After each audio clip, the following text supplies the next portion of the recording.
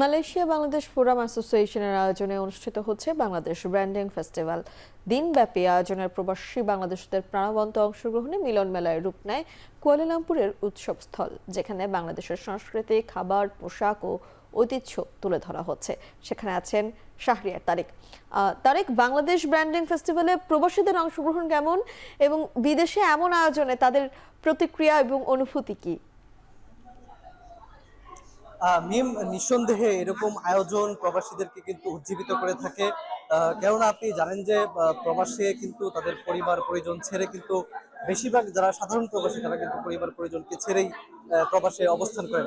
ফলে এই ধরনের আয়োজন তাদের জন্য একটি ভিন্ন বার্তা যোগ করে, তাদের মধ্যে একটি আনন্দের খোরাক তৈরি করে। এখানে যেখানে যে আছি এটা হচ্ছে রাজধানী কুয়ালালামপুরের ক্রাফট কমপ্লেক্স। এখানে কিন্তু সকাল 10টা থেকে, স্থানীয় সময় সকাল 10টা থেকেই এই আয়োজন শুরু হয়েছে এবং এটি কিন্তু দিনব্যাপী রাত 10টা পর্যন্ত কিন্তু চলবে। সকাল থেকে যেটি হচ্ছিল যে আমরা দেখেছিলাম যে প্রবাসে বেড়ে ওঠা যে সকল শিশুরা আছে তারা কিন্তু সকালে একটি চিত্রাঙ্কন প্রতিযোগিতায় অংশগ্রহণ করে। তারপর থেকেই বিভিন্ন আয়োজন এখন শুরু হয়েছে। এই মুহূর্তে কিছুক্ষণ আগে গান পরিবেশন করা হয়েছে এবং এইসব যে সকল গান এবং নৃত্য পরিবেশন করা হচ্ছে এর মাধ্যমে কিন্তু বাংলাদেশের যে ইতিহাস ও সংস্কৃতি, যে যে আমাদের বাংলাদেশের মধ্যে যে বৈচিত্র্য আছে সেগুলো কিন্তু তুলে ধরা হচ্ছে। এখানে আমরা দেখতে পাচ্ছি যে প্রবাসী বাংলাদেশিদের ব্যাপক একটি সমাগম ঘটেছে। কেননা যেটি বলছিলাম যে মালয়েশিয়াতে কিন্তু সাধারণত এ ধরনের খুব একটা আয়োজন হয় না। প্রবাসের মাটিতে একদম বাংলাদেশি আবহাওয়া কিন্তু আমরা এখানে দেখতে পাচ্ছি।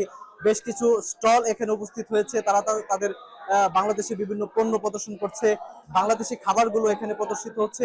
সব মিলিয়ে এটি যে একটি বাংলাদেশে যে একটি খণ্ড হয়ে উঠছে সেটি কিন্তু আমরা দেখতে পাচ্ছি। প্রবাসী বাংলাদেশিদের সঙ্গে আমার কথা হয়েছে, তারা যেটি বলছেন যে তাদের যে কর্মব্যস্ততা থাকে এই যে পুরো দিন জুড়ে তাদের কর্মব্যস্ততার যে ফুরসত থাকে না আসলে, সেই জায়গাতে তারা যে এই যে আজকের যে অনুষ্ঠানটি হচ্ছে এখানে তারা আয়োজন করছে, তাদের প্রতি তারা কিন্তু ধন্যবাদ জানাচ্ছেন। এবং সবচেয়ে মূল আকর্ষণ যেটি আছে যে বাংলাদেশের যে জনপ্রিয় কণ্ঠশিল্পী আছেন মনির খান এবং লুইপা, তারা কিন্তু সন্ধ্যার পর আরো কিন্তু 4 ঘন্টার মতো এই অনুষ্ঠান চলবে। তারা কিন্তু এখানে গান পরিবেশন করবে। তাদের গানগুলো শোনার জন্যই কিন্তু প্রবাসী বাংলাদেশিরা ব্যাপক আগ্রহে অপেক্ষা করছেন। সব মিলিয়ে আমরা এখানে যেটি দেখতে পাচ্ছি যে প্রবাসীদের ব্যাপক সমাগম ঘটেছে। তারা সাধারণ আনন্দে এই যে অনুষ্ঠান হচ্ছে সেটি তারা উপভোগ করছেন। সব মিলিয়ে একটি বাংলাদেশি আবহাওয়া এখানে তৈরি হয়েছে।